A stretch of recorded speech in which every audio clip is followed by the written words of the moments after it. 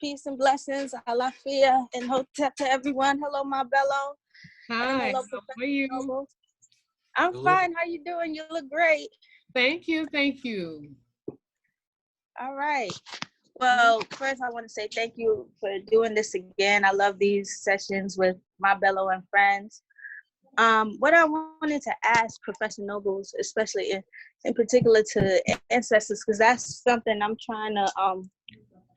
really trying to work on right now, getting in touch with more of my ancestors. But like I'm wondering if I should maybe start off with getting an ancestry reading. How do I really go back? And I mean, as far as not only just finding out who they are, but as far as like the ancestors we know that have passed on, what if some of them didn't really have like the best character? Do we still honor them, or I was taught that, and this is your choice to make. I was taught that the reason why we have to engage in good conduct is because when we do evil, we eliminate ourselves from the ancestral realm. We're not allowed to be there, and so all those bloodline lineages we have, including some of them being white folks that were the slavers that raped our great-great-great-grandparents, I don't include them in the ancestral realm because their evil caused them to be removed from the veneration of ancestorhood. Now, some people decide that that's too strict, that everybody you have any kind of connection with, you should honor them. I don't personally, I don't believe that. I think if some, again, I'm using white people as an example. If some white person, you know, my parents were held captive on a plantation in Edgefield, South Carolina, and the white folks that held my people captive, if they raped members of my family, I no longer pour libation to them. I no longer try to seek out who they were. I only deal with those folk who, because of their living good, I exist. I don't exist because of the living evil. Because of their living good, I exist. With those ones I consider an ancestry. And I think I think everybody should have an ancestral shrine or altar in your home. If it's nothing but on top of your piano or in a corner of your room, have something that becomes that focal point where you can sit in quietude and draw on the energy of your ancestors. You can also begin doing the new science of DNA testing. I mean, there's several firms. Some folks say don't do them because they're getting our biological blueprint and they're gonna poison them. They don't need that to do that kind of evil. They're already doing that. So I don't worry about that. You can begin to find your DNA through your mitochondrial DNA or your paternal DNA. Again, for me, the mitochondrial DNA is the most relevant for me because it traces your paternal line and your maternal line uninterrupted, whereas we know in our paternal line, there have been some savages that have invaded, just like the savages invaded this telecast a moment ago. There have been savages that invaded our space, and their biological DNA is somewhere in us. I'm not worried about that. That can just rest in a corner somewhere. So I would advise you to go look at AfricanAncestry.com, get you your lineage that way. I would advise you to have a family altar in your home and to sit quiet there, and they will come to you. You ain't got to go to them. They will come to you, but you have to be quiet enough to see when you're being contacted. But again, I encourage us to do the DNA lineage, not for to draw the little lines of who begat who, but to try to rescue what were their experiences. What were the experiences? What did they do in living? Because what they did in living helped me as a resource for how I should live. Thank you. Thank you very much. She's saying something, but she's muted, I think. Oh, I'm sorry. Oh, okay. Hello? Yes, go ahead. Go ahead, Melissa. Okay, I'm sorry. Just one other thing, because, right, what if you're because I did have an altar at one point, but I'm kind of like in a state of transition, and where I'm at, I'm not really, I can't really have an altar. set up right now. Well, you be creative. I say you can. Unless you're in lockdown in jail, you can get a glass of water and a candle and a picture, and that's your altar. Okay. You wherever you are, you could be creative in creating those objects, that place, which is the place of honoring, of venerating, of quieting yourself, so you can be a receptacle for your ancestral messages. Okay. All right. I'll get creative. Thank you. Thank you. Thank you very much. Okay, any other questions? I know we had a room full of questions right before we stopped, so we could start filling up with questions again.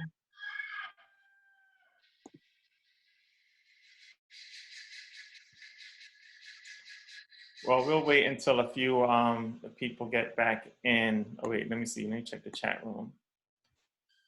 Thank you. Yes, the recording will be available very soon. Okay. Hi, Mr. Franz. This is Naima. Hi, Nima. How you doing? Yeah, I couldn't get back on my iPad, so I had to go to my phone. Okay, great. So I'm back. Okay, alrighty. All right, thank you. Did you have a question for Dr. Noble, or? Oh, I just love to listen. Okay. Yes, indeed. Okay, no problem, Nima. Okay, Thank Madiba. Madiba, if you're there, you could unmute yourself and ask a question, please. All right, greetings everyone, to the elders. Greetings. I'm very struck by Baba's how he drills into this mindset issue, because even with us from Africa who are born and bred in Africa, there's this trend that's moving towards Europeanization and seeing things from the white man's perspective. Yes. And what I want, the question I want to ask is, how do you identify the elements that lead to this? I know the educational system we've got is a big problem. The religion is, churches and all those religious people are a big problem. But the mindset, especially even in the homeland, is getting out of hand. How do we tackle it? What is the root? Where do we tackle it from the root to actually revert to what to ancestral way of thinking? Well, it's a difficult task, because it's, you know, the knowing well has been so contaminated that everywhere we reach, it's our thought has been filtered through their lens. So you have to continue to work with. There are writings of select African thinkers that I can provide France with maybe a brief reading list that I've been using. But even with that, you still got to you got to kind of sanitize it, because if you have a sense of African deep thought, then you can use that lens to say what is African, what is not. For example, in the Bantu, again, I'm you know, we got so much stuff. We can go different places. We can go to the Zulu. We can go to Bantu. But the fact of the matter is that all these. I need to make this point. The division of Africa, it was a European creation. That Africa was a place of people, and those people had philosophies. And so far in my own work, the philosophy that characterized most of all the people, 3/4 of the continent of Africa, was Bantu Congo. And our spiritual sciences called voodoo and condomlé, etc., all come out of that spirit, that Bantu Congo thought system, deep thought. So I use Bantu or Congo a lot to try to see if I can understand what is ours and what is not ours. And the Bantu say, for example, that we are spirit beings, not human beings. But as a human being, we affirm our humanity by recognizing the humanity of other, and in recognizing their humanity, respond to them in humane ways. So any kind of statement that I'm given if it is not about recognizing the humanity of myself and other, it doesn't belong to me. All that stuff about conquer and domination and destruction and I'm better than you and you're darker than me and all that kind of divisiveness comes out of that European cauldron. And it's almost like a witch's cauldron. That's sort of a good symbolic imagery. European philosophy is like a witch's cauldron, and there's making up some poison. So I would advise you to realize that this is not a quickie. This is not a drive-by. This is not a Saturday night special. It is a long-term struggle to rescue our thought into understanding in such a way that it translates to how I walk in the world today. And there are people like people like Theophilo Benga. When you want to look at ancient Kemetic thought, go read Theophilo Benga's work, because he has mastered the meta nature and he's making interpretations and reinterpretations. People like Jake Carruthers, who is beginning to talk about rescuing talk about this intellectual warfare and how we have to engage in, understand that we are in intellectual warfare. Right. And on the continent itself, the continent is in some ways worse off than we are who've been enslaved, because colonialism gave a meme. Remember talking about mimetic ideas? Colonialism gave a meme that says you can be French, you can be English, you can be Portuguese. They gave that image, and so the thrust has been, how do I be a better French? How do I speak better French than the French? Slavery said, you ain't nothing but a nigga and you always be a nigga. And one drop of nigga blood makes you all nigga. So our mindset, our mentality was not, how do I be better? We struggled to try to go through this colorization back, the lighter you are, the better you are, but it was a rejection and it was an offer of possible inclusion. Colonialism gave an offer of possible inclusion. Slavery gave out rejection. So now our mentalities have been shaped by that. Those are the contexts in which we think in. So unfortunately, if you look at education on the continent, it was no accident that they made the best and the brightest of our people sent to boarding schools, taking them away from traditional dress, taking away from traditional food, taking away from traditional language. That was intentional to transplant their minds into a European modality. You see, whereas we were struggling to get integrated schools. Wasn't no boarding school. We were just hoping, oh, please, master, can I get in your school? Can we have integration? And that was the trick itself. Our people argued for equality of education, not integration. They slipped a Mickey on us and said, well, you want integration, you want education, come and sit beside us. But also sit beside us, always believing that you are less than the best. So we sat in those classes as integrated students, always struggling with the idea that we don't really belong there, that we're affirmative, all that stuff. We affirmative action hires. When in fact, we invented all the best that humanity has ever seen. You see, so there is, Jake is right, there is intellectual warfare going on. It's been going on the moment that the Portuguese decided to get a land grant to go call the great age of exploration. It was the great age of invasion. And that invasion was to invade our minds, not just our land space. Right. Thanks a lot. I don't know, there's no point where we can start tackling the change. Yes, yes, there is a point. It's now. The point is now. But we have to do the work. We have to do what we do right now, having a family conversation, stopping ideas, stopping thoughts, picking up an idea. So I'm gonna work with this for a minute. We're doing it now. It is not sometime when we're gonna find the great African philosopher will give us the pronouncements of how to be human. Each and every one of us is that great African philosopher. Each and every one of us has to begin to engage in conversation like we're doing right now, having conversation with each other. All I'm doing is, I'm a farmer right now. I'm planting seeds, I hope, in your minds. And as a good farmer, I know that seed is going to take time to germinate. As a good farmer, I know that the seed is going to need some rain. As a good farmer, I know the seed is going to need some sunshine. And as a good farmer, I know the seed is going to need some horse shit in order for it to be fertile. So we got to figure out, which are you? Are you the rain? Are you the sunshine? Are you the horse shit? Are you the seed? And then let's blossom. It's a time for us to re-blossom as African people walking in the world. And Thank all you. of us have a responsibility to do that. Thank To you. engage in that. Thank you. Thank you. Oh, but if I may, Bayyinah, it's important for me to make this statement. For the continent, those colonial-minded leaders are going to die. Good They're going statement. to die. I second Now, that. who's going to replace them? And what do you carry to the seat of decision-making for rulership? What do you bring to that?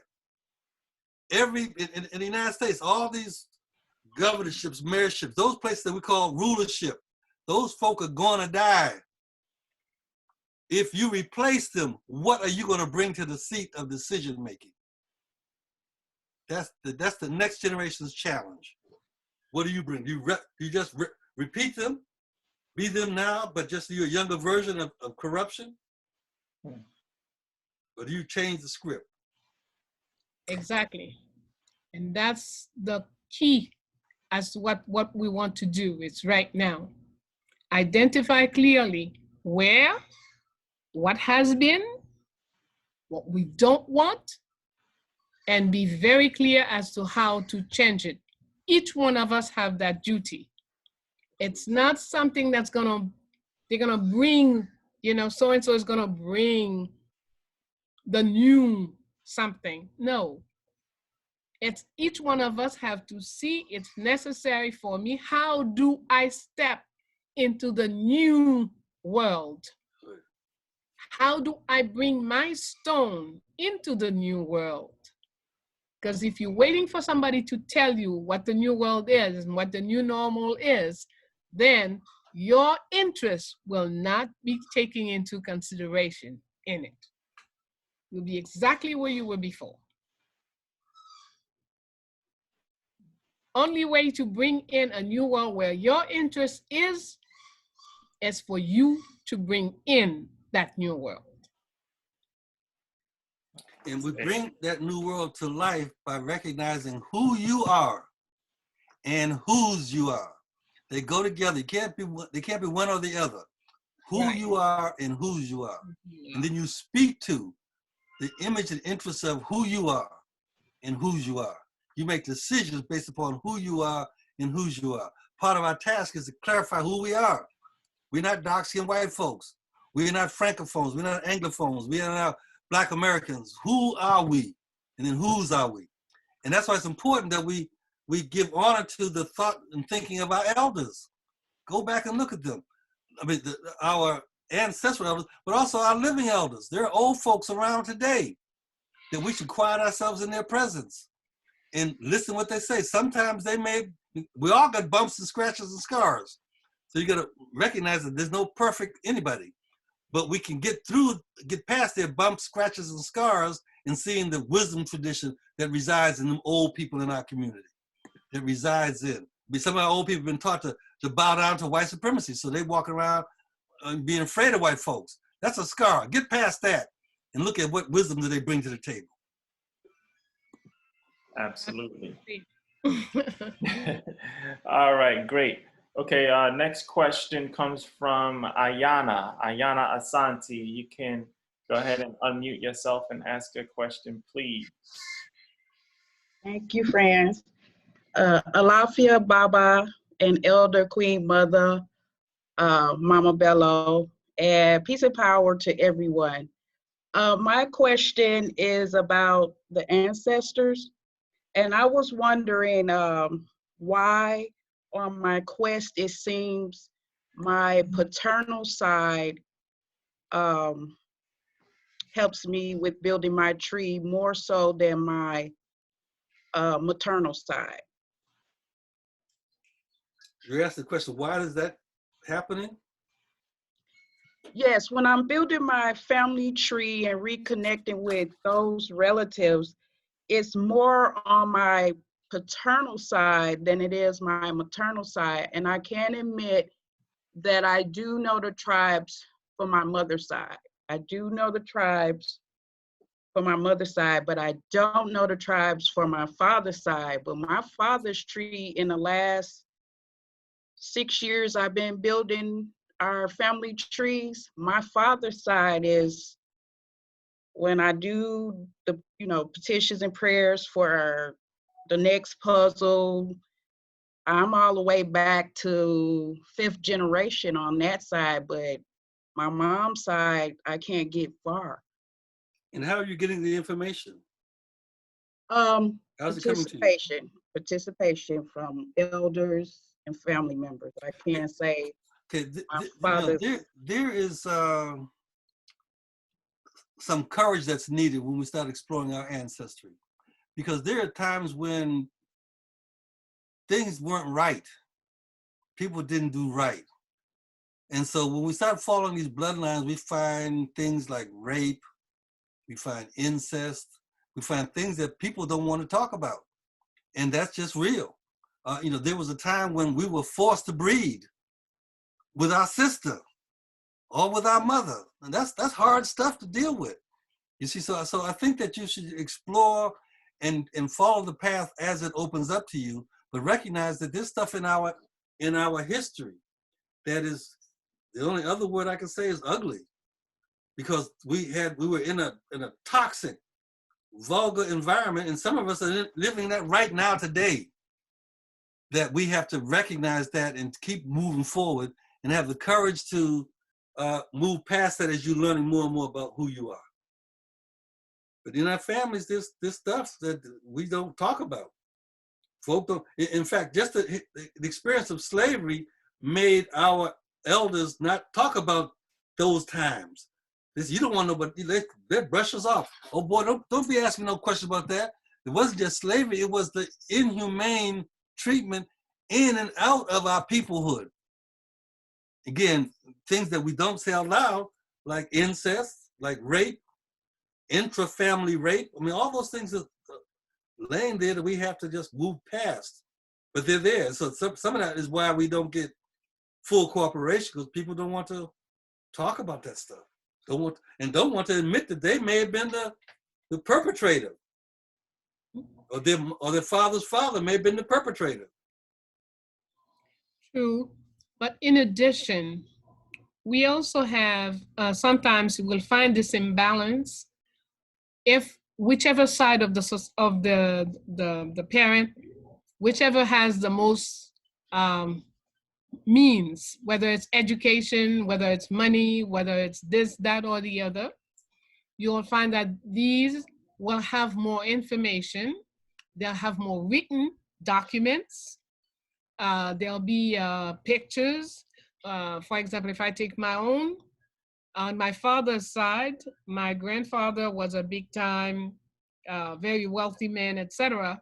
So I have pictures of him in different situations. I have pictures of my grandmother, paternal grandmother, when she was 16, when she was 30, etc., etc. On my mother's side, I have one picture of my grandmother, no pictures of her parents, so then there's a hole somewhere. Even though with a lot of walking, a lot of questioning, I happen to have found the names of who was who and who did what. But it was so much easier in a structure in the side of the family where everybody always had a house, everybody always had a this, and everybody always had a that. So that made it easier for you to, So sometimes it's also, what kind of lifestyle. People who moved about a lot leave very few traces. People who travel, for example, we have in Haiti, early 1940s, lots of Haitian men left the country to go to work in Cuba. In the 60s, lots of our people left Haiti to go all over Canada, Europe, United States, and whatnot. In the 80s, what they call boat people, lots of people left to go work in farmlands in different places of the world. And so the families here have big holes because of all these movements.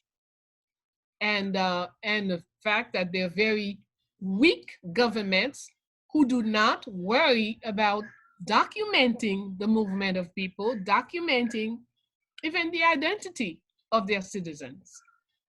So these make for, it complicates the situation. So many things can explain why you would find there are more on one side than the other. But persistence always pays. I was for the longest time trying to find out where the Bello come from, whether it was Togo, Nigeria, Benin, and I spent 8 years in Togo and I was researching and I never found anything. Well, 2 years ago, a friend of mine who used to do research with me about my ancestry, my African side, this is on the mother's side. Well, we found a whole village near Anehor where all the tombstones are Bello tombstones. So I started in early 30s trying to figure it out. And it was in my 70s that I found some of the elements. So it's just to say, if you really want to, keep at it. Don't worry. You will have what you need.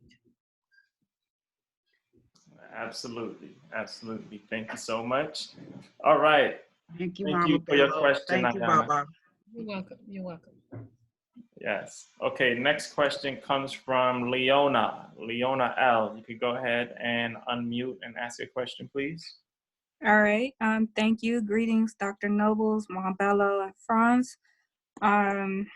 My question is, what role does food, health, and connecting with the earth play in our spiritual evolution and growth as a community? What role does? Food, health, and connecting with the earth. All right. Excellent question. Food maintains you alive, keep you healthy if you make the right choices. If you use it, in fact, some of the centenarians, when I asked them, well, what did you do? You're 120, you're 125. What did you do to get there? What did you eat? They said, no, it's not what you eat, it's how you eat it. So it's a totally different perception here. And looking in Nigeria, we live near the desert in Kano. And the Tuareg people, I was always fascinated by the fact that Tuaregs eat so little. They never have, their whole kitchen for 8 people could be wrapped in a scarf and put on somebody's head to move on. So when they cook, the little thing they're cooking is this big. But they never would see somebody pass by and not stop you, come and take some. Never. They always have enough to offer the next person. So again, to me, that speak to what the centenarians here said. It's not what you eat, how you eat it. Your relationship to the earth, relationship to the food is even more important than the choice of what you eat. Of course, when it's not poisoned. Thank you. You're welcome. All right. Okay, so next question comes from Celine Leduc. You can go ahead, unmute, and ask a question, please. Thank you, Franz. First of all, I want to thank Professor Bello, Bayyinah, and also Dr. Noble. Sorry, we all had a glitch, but I'm really appreciative from all the classes I've taken from you, Madame Bello. My question, it's also a statement. It's about Dambala. We know, I learned that it is all about knowledge, but the knowledge comes out from who we are. It comes out from who our ancestors are, the good ones and the bad ones and the idiots and the cruel ones, and you name it. But it's knowledge of the self. But at the same time, what Christianity has done is that they have criminalized and demonized the snake. And it can be found, I found out it can be found in many Greek mythology, ancient Egyptian, and you name it. Now, my question is, am I on the right path according to you? And what my thing is also doing these days is demystifying the Roman laws, the Roman lies from the truth that was preceding Rome. Thank you.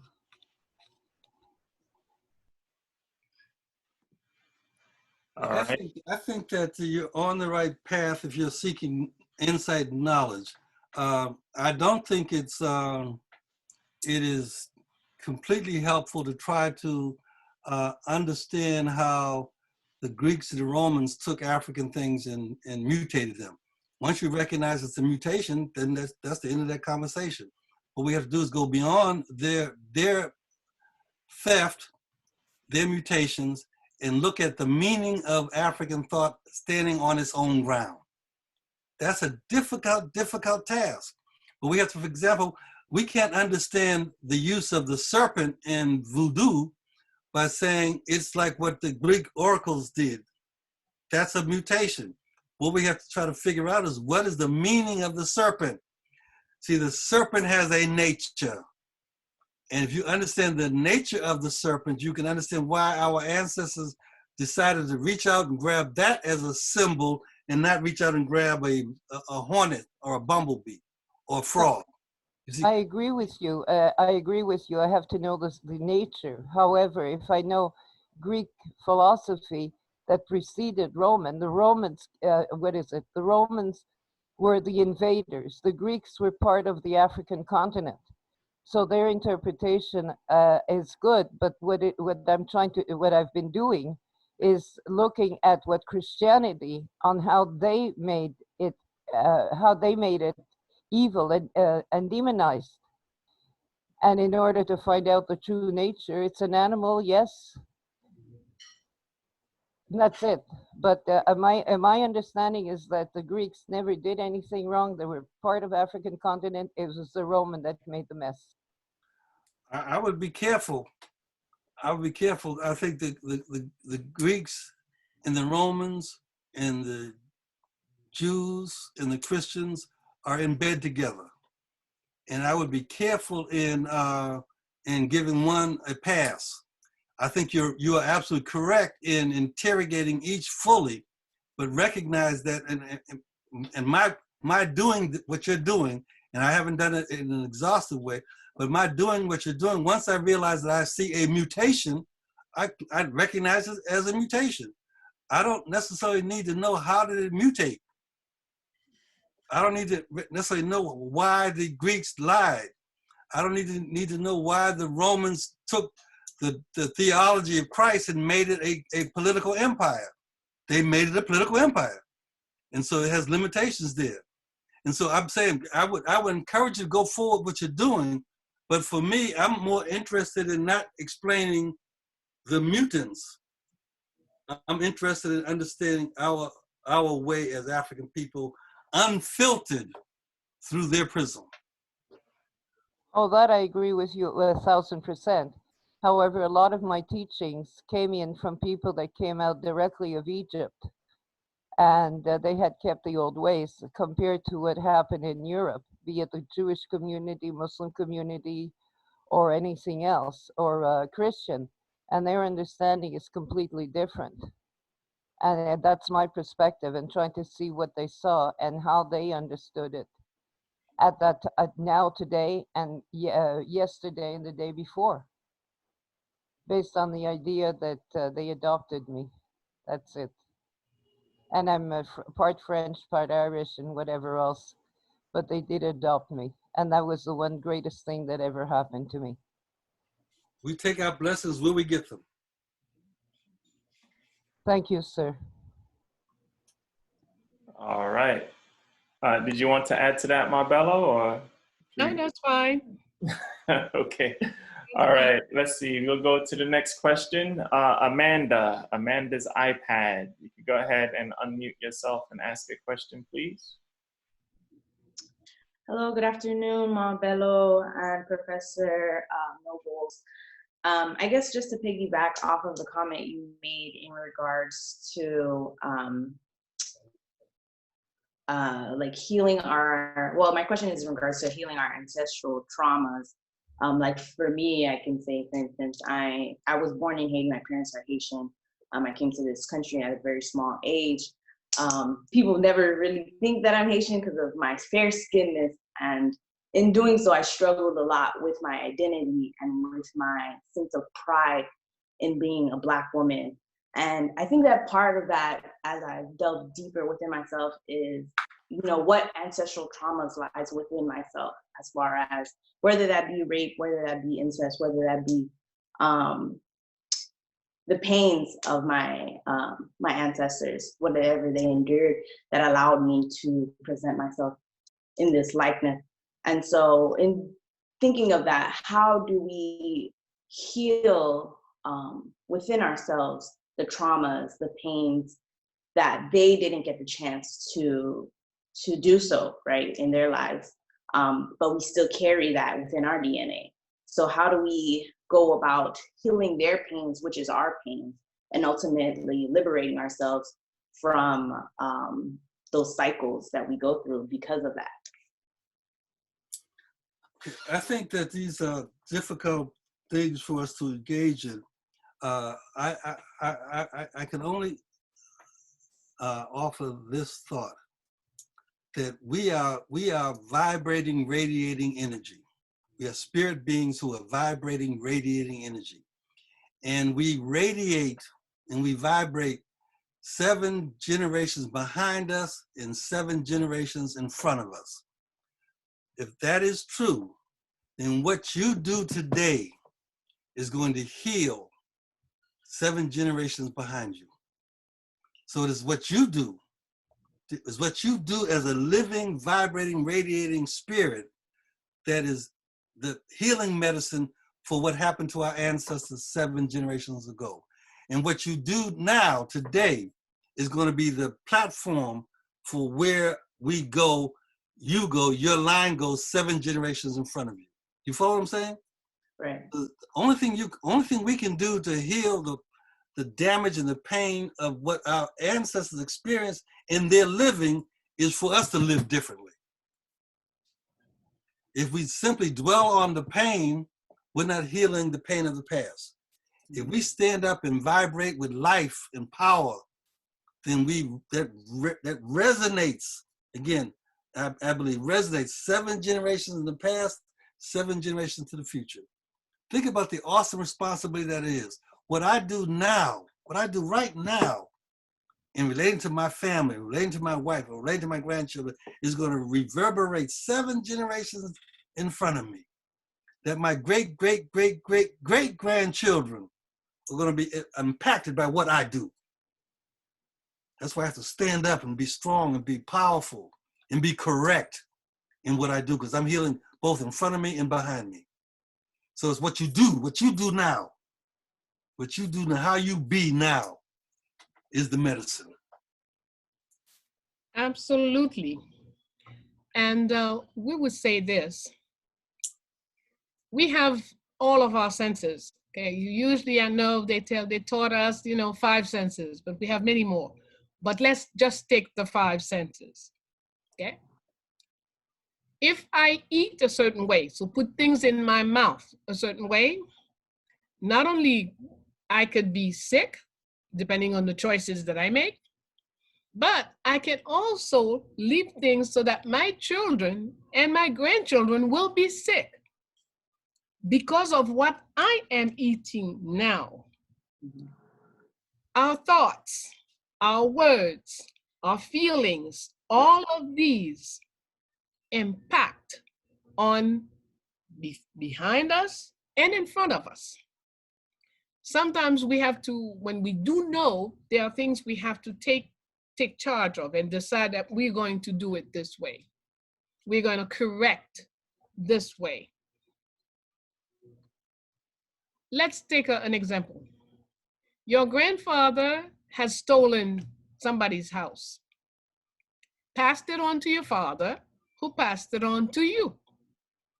And you just happen to now have realized, wow, this house I'm living in was stolen from the bird family.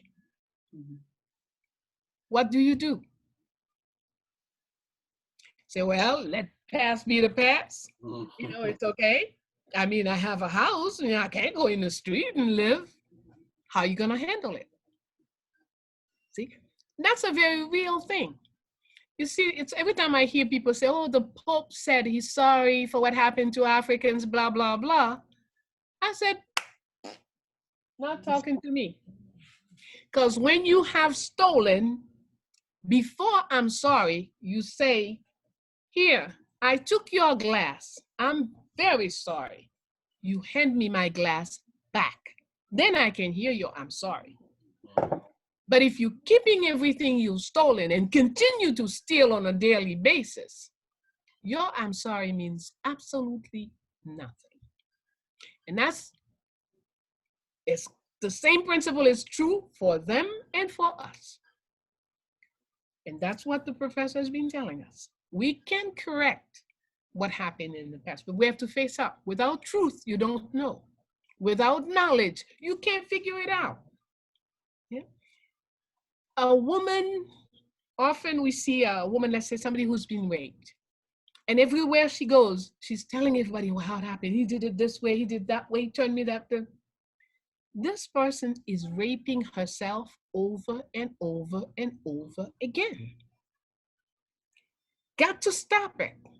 All right, yes, it happened. When we close that chapter, it will never happen again.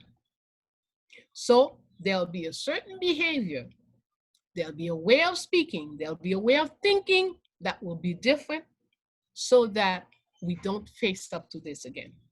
But going about telling everybody at every situation, this happened to me, is that you are reinforcing the crime yourself. Okay? We have to know how to live certain things behind and step up into new ways of thinking, speaking, doing. Absolutely. Wow, Thank you. very good. Thank you, Ma. Thank you for your question, Amanda. All right, next question comes from, oh wait, I had one that I had here. Hold on 1 second, I forget the name. Sorry. Miss Rose. Miss Rose had a question. So Miss Rose, you could go ahead and unmute yourself and ask a question, please. Oh, thank you so much. Thank you. Respect, honor, respect. Respect. Thank you. It's nice to see you again, Mama Bello, my sister. Nice to see you again. Nice to talk to you also, Dr. Nobles. Thank you, Franz, for all that you're doing. Thank you. You're a brave man. My question comes from, I don't think it's fear, but it's a hesitation. I was blessed enough, lucky enough to grow up. I'm sorry, I sound noisy. My potty please back. I was fortunate enough to grow up in a very spiritual system. I'm a fifth generation, and my children, I raised them in the same spiritual system. My son and my daughter were fortunate to marry people who are from the same spiritual system. However, I have my 18-year-old. It seems to me, generation after generation, the young people are dwindling a little bit. And how do you accept people from the outside? So we're not so much cut. Like, how do you expect people from the outside who don't understand the system the way that I do, who they don't see it, or they don't grasp it, They don't, because the way that I see it, it's a feeling. We have it inside us because we grew up like this. We grew up with the spirit. We grew up, everything we do is spiritually connected. The way we eat, the way we live, the way we wake up in the morning, everything is ritualistic for me. However, the younger they are, this new generation of people who instant gratification, it's you know, to tell them, I don't want to have to tell them. Like my mother never had to tell me, when you get up in the morning on a Friday morning, you know, you have to clean Gede's altar. When you get up in the morning on a Saturday, you know, you have to rose the house. I don't care if I'm living in New Jersey or New York or Switzerland, you carry your spirits with you because they are part of your DNA. And you do your rituals, you live your life like so. But these kids, when you tell them, you study with them, I give them the books, and it's almost like homeschooling. They go to school, but once they come home, you tell them, this is grandpa, this is great grandpa, this is great great grandpa, this is how we are, this is how we do things. And it's so, when you tell them this, it's almost like you see them zoning out. Oh, you buy, okay, whatever, mama, whatever. And to me, it's a little bit of fear of that tradition being misunderstood, and then they have their girlfriends from the outside, from, you know, people that I would, you know, other people. I don't want to say it, but I'm being politically correct. And this person comes in your house. Oh, what's that? Oh my God! Don't touch things. Don't touch my, you know. How do you educate your kids so that they can hold on to this? Because my mother's 89 years old. She's on her way. She's giving me everything that she could. I'm holding on to everything she gave me and what her parents gave her and her parents before her gave her. But how do you instill that in your younger people of this generation? They seem like they're getting their information from some 4G network somewhere, and it's blocking what we want them to have. It's blocking it. How do you cleanse them? They won't even drink a good cup of associate tea in the morning. Like, you know, you need to drink this tea. How do you not bother them so much and invade their own space, but then instill that in them? All right. My belief is, if you're gonna give anything to your child, you have to do it between 0 and 7. Okay, the way I function was, my belief is 0 to 7, I pour in everything I want you to have. 7 to 14, I teach you how to choose between this and that. 14 to 21, if you have a question, ask it. Okay. So whoever they are, they're going to be whoever they are. We don't make our children. Guide them into who they are. Okay. So, and as far as strangers, I don't worry about people that are outside of what I do. I have to only worry about myself being true to me. So if you come in and you are a bother, I will very quickly show you the door. I'm not going to change a whole bunch of, you know, to please you. No. Okay. So it's about, for the children, you have them from 0 to you, what you're gonna put in. But once they're a certain age, don't try to force them into anything. That's my belief.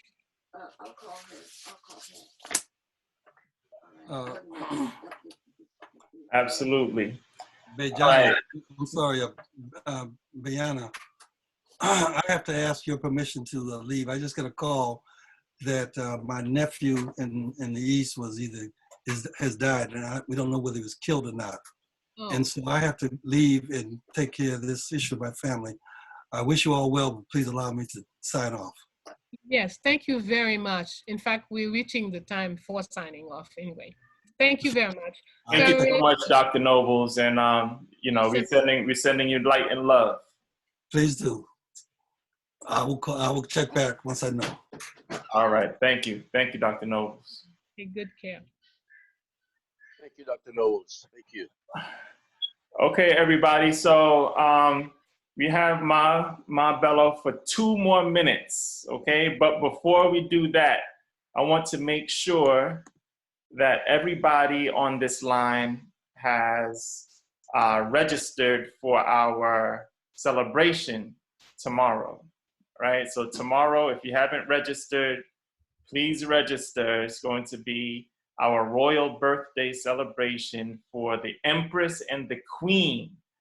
So we have a lineup we're putting together. It's going to be a very big deal tomorrow. We're putting a lot of effort into it, and we would love to have you be a participant in this celebration. So how are things going on with the celebration in IET, Ma? Well, we're working very hard. We have a few soldiers doing the work of entire battalions. But we are putting things, things are taking their shape. We hope to give you a very nice and pleasant party, because it's a party. We're celebrating a birthday. We have Jean-Jean Roosevelt will be part of the party. Annie Alert will be with us. Tamara Safran has signed in. Susan Joseph has signed in. We have a singer from Africa who will be singing from Benin. We have a Japanese violinist from Belgium who will be participating, because the Queen wants, this year it seems that's the Queen's party, and she wants her party with international. Actually, that's the words that's missing here. It's the International Royal Birthday Celebration. So people from all over the US, Canada, and different places have checked in, and they are engaged to participate, give their good wishes, and help make this a very pleasant 3 hours. We're counting on you to make it even grander. Yes, absolutely. So please go ahead and RSVP. I'm going to send out the RSVP link to this event. It's going to be tomorrow, starting at 1 p.m. from 1 to 4. We have singers, we have people reciting poetry, we have people that submitted artworks that we're all going to share with everyone that comes on. Stories about the Queen. So, children's stories, everything. We put together a lot of different things to celebrate. Paintings. So it's going to be a great time. So everybody make sure you register for that event tomorrow. So, all right. So we have time for one more question. I know we have a few questions in the line, but we have time for one more before we have to end our program this afternoon. So, and that honor goes to Mr. Jerome Underwood. So Jerome Underwood, go ahead, you can unmute and ask your question, please. Peace and blessings, family.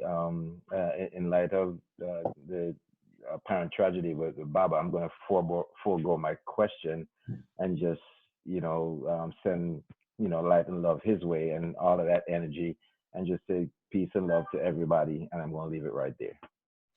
Thank you very much. Peace and love to all. Yes, absolutely. Peace and love. Hopefully everything works out with Dr. Nobles and his family. I'll keep you guys posted. I'll reach back out to Dr. Nobles and make sure that everything is okay. I'll also share Dr. Nobles' email in the chat room for those who wanted to send a message to Dr. Nobles. Okay, all right, well, you want to go on? You want to take the next one, Ma, or are you done for the afternoon? I know you have a lot of stuff to do. You said to have a question, so let's have one. All right. Okay, so Amy Lalonde, you can go ahead and unmute and ask your question. Amy, if you're still there. I'm here. Are you able to hear me? Yes, I can hear you, Amy. So you're the last question, but we have to make it quick because there's a lot of different things happening. We gotta keep it moving. Okay, greetings, Mama Bello. Yes, my question is in terms of how do we select the best path for African spirituality? And just real quick, like I am currently pursuing Ifa.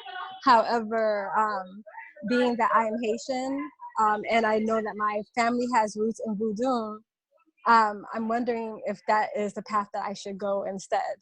So I'm just, yeah. There are no contradictions. Mm-hmm. If you find guide through Ifa, you go through Ifa. And if you have to grow into Voodoo or grow into something else, you will find that the more you learn, the more things are quite the same.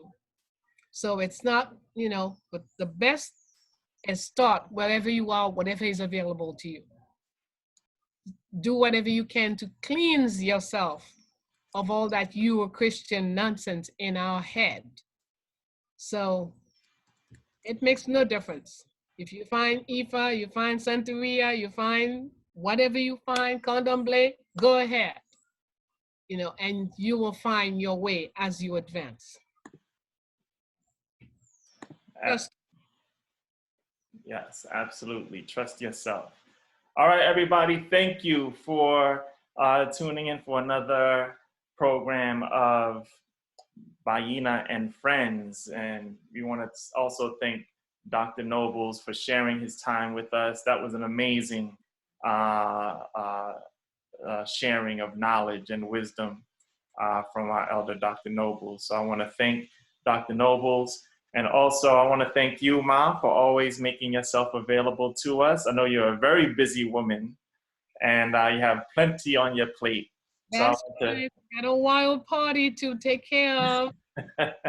Yes, now you're a party planner for the Queen and the Empress. So if you just want to leave us with one word, and then we could go ahead and we could end our program today. Trust yourself. Go in silence, in the dark. You will have all the knowledge right there in you. Don't look for outside of yourself what is laying there, sleeping, waiting for you to tackle it and touch it and make it operative for you. Be good, be great, be powerful. That's who you are.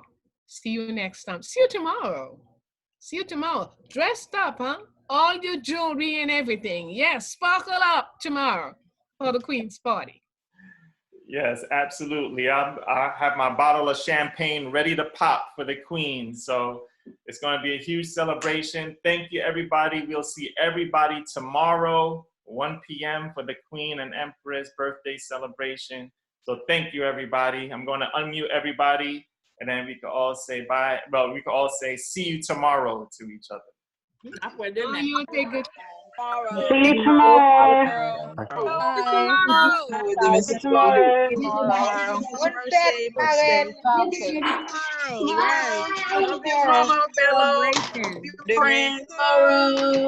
Be safe.